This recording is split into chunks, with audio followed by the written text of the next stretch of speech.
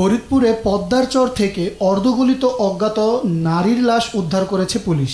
মরা লাশ দেখলাম আমরা, আইসে দেখলাম মেম্বার আইসে প্রশাসনে জানাইলো, প্রশাসনে জানানোর পরে প্রশাসন এসে নিয়ে গেল।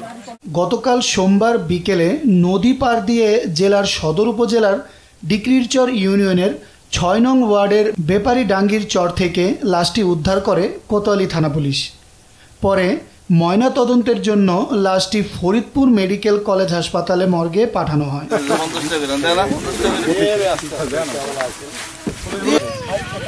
ডিকরিরচর ইউনিয়নের ৬ নং ওয়ার্ডের মেম্বার মিন্টু মোল্লা জানান, চরের মধ্যখালের পানিতে লাশ ভেসে থাকতে দেখে পুলিশকে খবর দেয় স্থানীয়রা এবং সেও পুলিশকে লাশের বিষয়টা নিশ্চিত করে। ফোন দেওয়ার পরে আমি আসলাম সরজমিন, আমি চেয়ারম্যানের সাথে সাথে ফোন দিয়েছি। চেয়ারম্যান বললো যে সরজমিন যান, সরজমিন দিয়ে আমার জানান।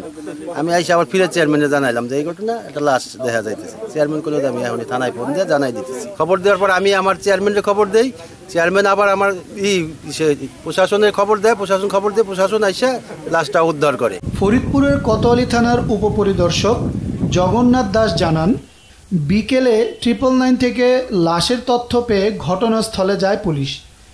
পদ্মা নদী থেকে চরের ভেতরে আসা একটি খালে লাশটি ভেসেছিল। স্থানীয়দের সহায়তায় মৃতদেহটি পানি থেকে তোলা হয়।